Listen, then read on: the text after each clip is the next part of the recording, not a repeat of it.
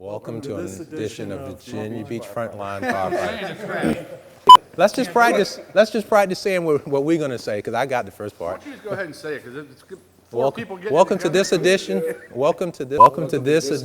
of Virginia Beach Frontline Firefighter. Again, welcome to this edition of Virginia Beach Frontline Firefighter. Again, welcome to this edition of Virginia Beach Frontline Firefighter. Okay. Hi, I'm Captain James Branch, and this is Creed's Fire Station number 6. Welcome to this edition of Virginia Beach Frontline Firefighter.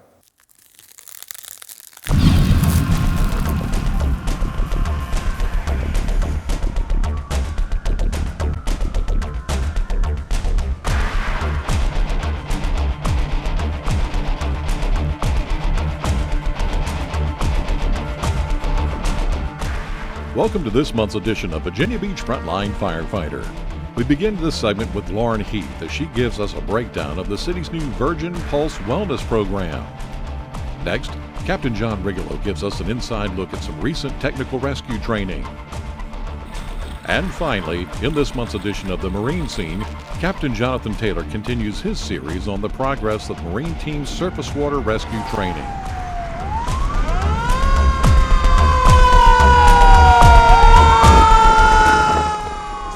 I'm Master Firefighter Tom Parks, and you're watching Virginia Beach Frontline Firefighter. Here's your host, Public Information Officer Art Kahn. Hi, I'm Public Information Officer Art Kahn, and welcome to this month's edition of Virginia Beach Frontline Firefighter. You know, with the implementation of any new program, there comes a certain amount of uncertainty, and the city's new Be Well Fitness Initiative is no exception. In this first segment, Wellness Program Specialist Lauren Heath gives us a detailed explanation of how the new fitness initiative works. Hi, my name is Lauren Heath, and I'm here today to talk to you about the new Beach Employee Wellness Program, or Be Well program, powered by Virgin Pulse. We're going to get started on a quick presentation to kind of lead you through everything that we've got. So as I mentioned, Be Well is your Beach Employee Wellness Program. In January, you should have received the Be Well Beat, which is our wellness newsletter, and the 2016 forms packet to your home address. If you did not receive it, there are copies available at the Consolidated Benefits Office at Plaza Annex, or you can access it on our website through the VB Schools website. So, the Be Well program is comprised of multiple different vendors. Virgin Pulse is our platform provider, and that's where you'll access all the different wellness programs. Optima Health still continues to do disease management programs for us. Centera partners with us for the mobile mammo unit, flu shot clinics, as well as our health fairs. Kkellerh is our tobacco cessation provider. Humana is a new player on the Be Well program, and they do our employee assistance and work-life services program. And then we also have a partnership with Weight Watchers where we will subsidize half the cost of your membership there. Be Well, which is powered by Virgin Pulse, is easily accessible, and the goal is that it can help you reach your health goals. So you can completely customize it to fit your needs. And the other great thing is you can create a support network where you can sponsor up to 10 friends and family to join you in the platform and help you achieve your health goals. A key thing, if you haven't already enrolled, is you need to go to this web address, join.virginpulse.com/Virginia Beach. You have to do this through a web browser for the first time, and then after that you can access it through a free downloadable app. I'm going to take a moment to show you all the different ways that you can earn points in the Virgin Pulse platform. All these different points are ways in which you can earn incentives and money. So the great thing about the Virgin Pulse program is you can participate in as many or as little things as you want. So for instance, when you connect and you register for the first time, connect an activity device, or upload a profile picture, you get points for that. The other thing that you get to do is set your interests once a quarter. And that's the way that the site gets to know you and what you're interested in achieving. Often Virgin Pulse will also push out different challenges throughout their book of business that you can be invited to join or not. And then Be Well, we can customize challenges between the city and schools as well. You can also create your own challenges and encourage a little bit of friendly competition to help your friends and yourself meet your health goals. So You can also measure yourself at different health stations located throughout the city and schools, and you can self-enter your measurements. So let's say you're at home and you weigh yourself on a scale, you can self-enter your weight for points. Part of daily engaging and getting points, you can read some daily cards. Those are little tips on different healthy habits that you can put into your life. You can track up to 20 healthy habits a day, but you will only get credit and points for 3 of those. And Be Well, we will be offering some sponsored classes throughout the year that you'll get points for attending. We've had the cancer screening program as part of the wellness program for years, and now this program is part of Be Well. So you'll get points for completing things like an annual PAP, a mammogram, a prostate screening, or a colonoscopy. You just simply need to fill out a form and attach documentation and send it into our office. You also get points for tracking your sleep. If you want to track your calories through MyFitnessPal, you can get points for that. And then there is an additional component where you can get healthy recipes through Zapongo and download the grocery shopping list to your phone. So another thing that you can do is complete an online health assessment. This is the way that you can see where you are in your health compared to national data of people in your same gender and age bracket. And then of course, when you complete an annual physical with your PCP, you can get points for doing that. If you are on the Optima Health Plan, although you don't need to be for this program, for disease management, Optima Health offers different support services for those who have diabetes, respiratory, or cardiovascular disease. So if you're on the health plan, you can engage in these programs and earn points for those. And then Accordant Care is another offering through the Optima Health Plan, and that's for people with rare disease states, and you can sign up and join for that program as well to earn points. Partners in pregnancy, if you are expecting your child, you can earn points for participating in that program. That is also through Optima Health, so you would need to be on the health plan for that program. And then tobacco cessation. If you are looking to quit tobacco use of any kind, you can enroll in that program through kkellerh. They will offer you free nicotine replacement therapy for you to try and quit. And then activity tracking. If you have a compatible activity tracker, you can allow it to sync your steps and your active minutes, and you can earn points for daily movement. So there are multiple devices and apps that you can connect to your Virgin Pulse profile. These are the current ones that are compatible, but if your fitness tracking device or app that you use is not on the list, you are welcome to contact Virgin Pulse. So, as I mentioned, there is a way where you can complete measurements through health stations, and those measurements would be weight and blood pressure. There will be 20 health stations located throughout the city and schools that will be launched this quarter or by the end of March. So keep an eye out for some email and you'll be able to know where they're at. So as I mentioned earlier, you earn points for everything that you do, and those points turn into money. So the way that it works is, as you earn points, you will hit different levels. So let's say you enrolled and you got 250 points for enrolling and 250 points for uploading a profile picture. Well, then that means you have 500 points and you automatically have earned $10.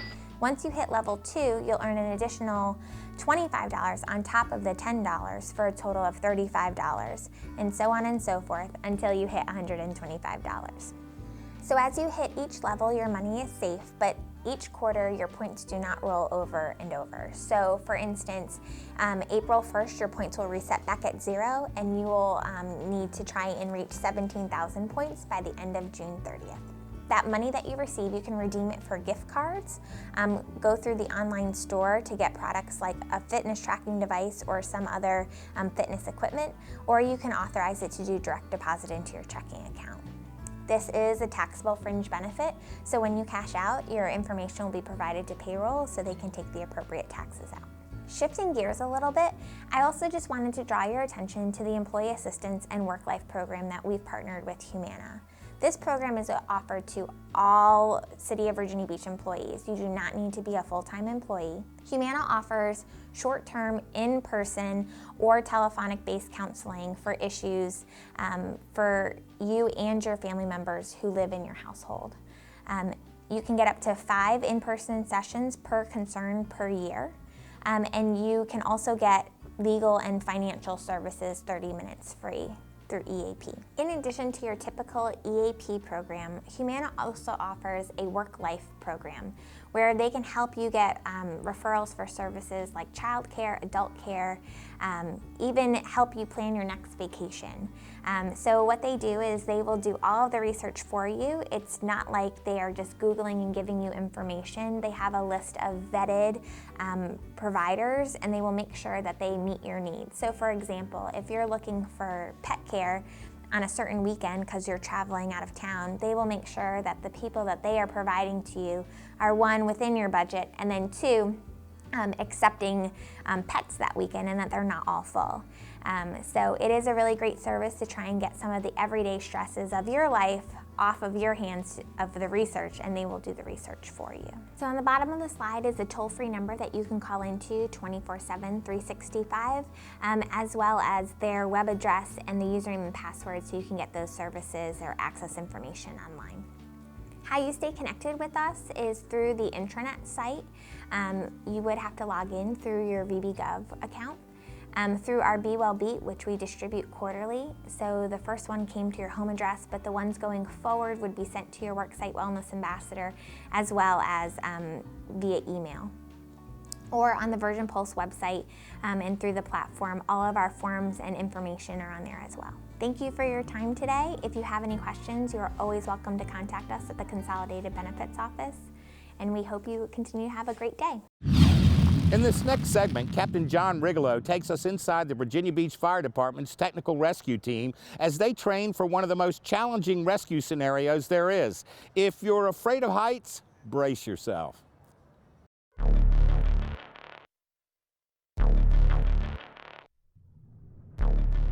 So we're here this afternoon. We have both the rescue companies together, both Rescue Company 1 and Rescue Company 2.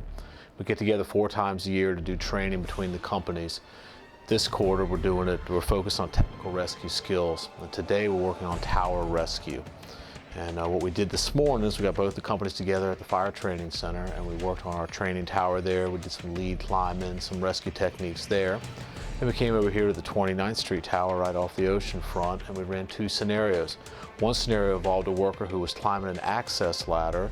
He slipped and fell into his fall arrest system, was injured, and was hanging. So the crews had to gain access above the victim, rig systems to lower the victim to the ground. In the second scenario, all the very top of the tower is about 115 feet in the air. We had a victim who had been working up at height. He had a medical emergency and he passed out. The victim was unable to self-rescue, so the crews had to gain access to the top of the tank, package the victim appropriately, provide medical care, and then lower the victim to the floor for transportation to the emergency facility. And so yesterday the crews, we do 2 types of rescues. One is structure-based, the other is ground-based. On the ground-based operation yesterday, the crew elected to climb above the victim, drop a rope down, and haul the systems up that they needed to perform the rescue. Today they elected to have the climbers climb with the systems trailing behind them. Both are good, acceptable ways to do business. There's benefits in one, there's benefits in the other, just depends on which way you'd like to do business. In rope rescue, there's many, many different ways to accomplish the end goal, and that's to rescue the patient who is trapped. Ultimately, though, we want to do it safely and efficiently, keeping in mind that the time is critical with a victim who needs rapid care.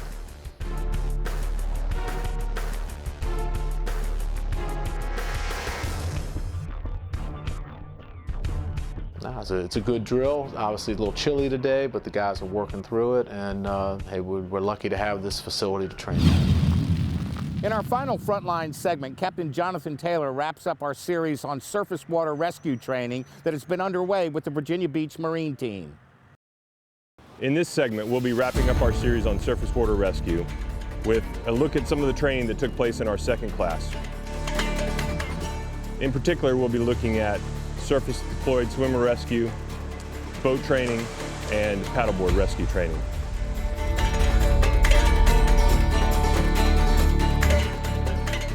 The Department of Fire Program's Surface Water Rescue curriculum is based on the National Fire Protection Association's standards 1670 and 1006. NFPA divides water rescue into 5 separate disciplines: surface water, swift water, dive, ice, and surf. In keeping with NFPA 1006, the standard on technical rescuer professional qualification, the surface water training is broken down into level 1 and level 2. I was interested in taking surface water rescue because I'm on the Marine team, Virginia Beach, and I know a situation is going to happen where I might possibly have to get in the water and save somebody. So I wanted to make sure I had all the tools to be able to do that.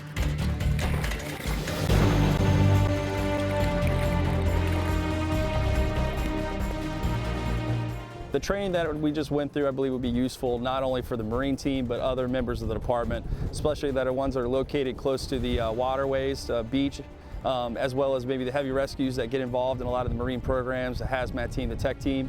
Normally offered as 2 separate 20-hour courses, it can also be combined into one 4 or 5 day long course. It helps you take away some of the unknowns, also gives you some confidence, and also gets familiar with the equipment that you're going to be operating in if and when you have to go make a rescue in the water. Level 1 is designed to introduce students to the basic principles of surface water rescue of victims in confined water or water whose movement is less than 1 knot. My expectation of the class was kind of like what I experienced when I did lifeguard training at the rec center. I kind of expected that, but it was completely different with cold water rescue and with tethering lines and with people that are actually pretending to be combative. Students are required to be able to swim 100 yards wearing a personal flotation device in less than 8 minutes in order to participate in the class.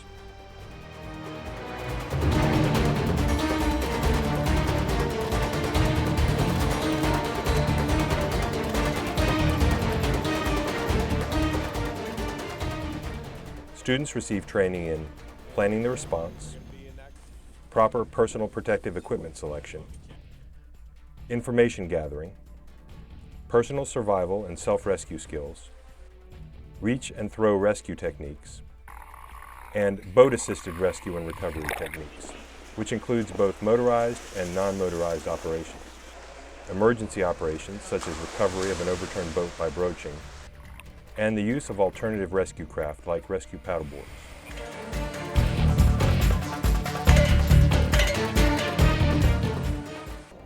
One of the benefits of the training is the same thing we do by doing SCBA training and doing live burns, utilizing the marine equipment that we have. It's just to identify mine, I know the other people, your physical and mental limitations to let you know when is the appropriate time to go in the water, make the rescue, and when is the wrong time, and when you need to find and think of another plan or come up with another plan.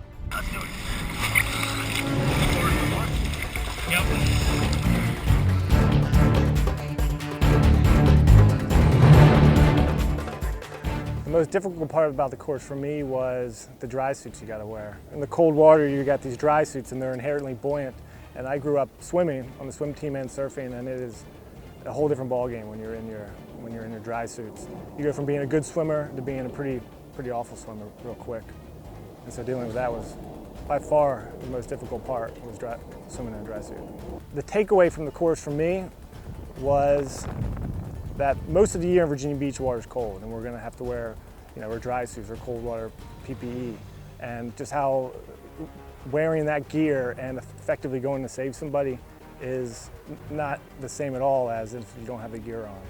So the takeaway is how hard it would actually be wearing the right PPE. Level 2 expands upon the Level 1 curriculum to instruct the students in the techniques necessary to perform a GO rescue in the same environment.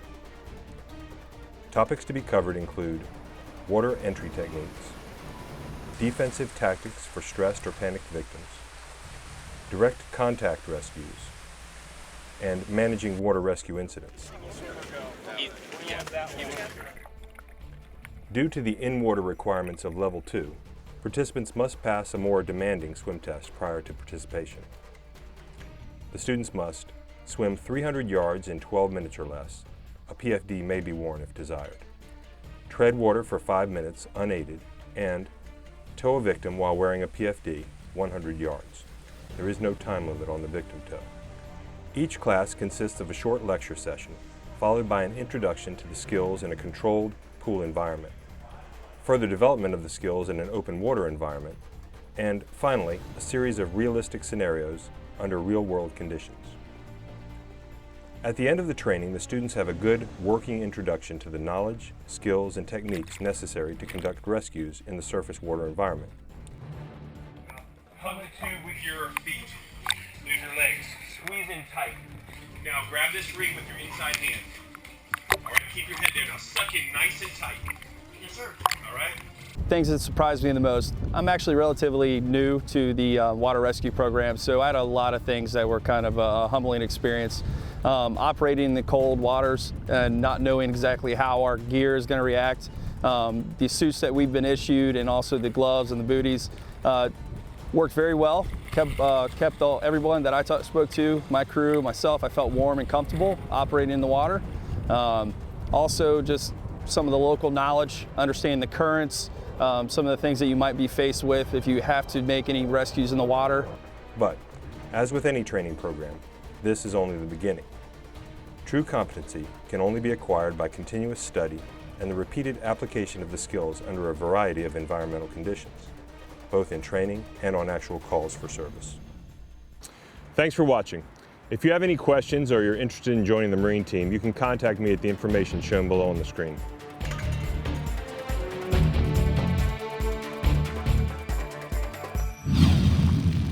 Well, that wraps up this edition of Virginia Beach Frontline Firefighter. As always, we invite you to send along any suggestions, comments, or ideas you might have to Kirk Kellerhals using the information on your screen. Also, we want to remind you to like us on Facebook, follow us on Twitter, and watch us on YouTube. For Virginia Beach Frontline Firefighter, I'm Art Kahn.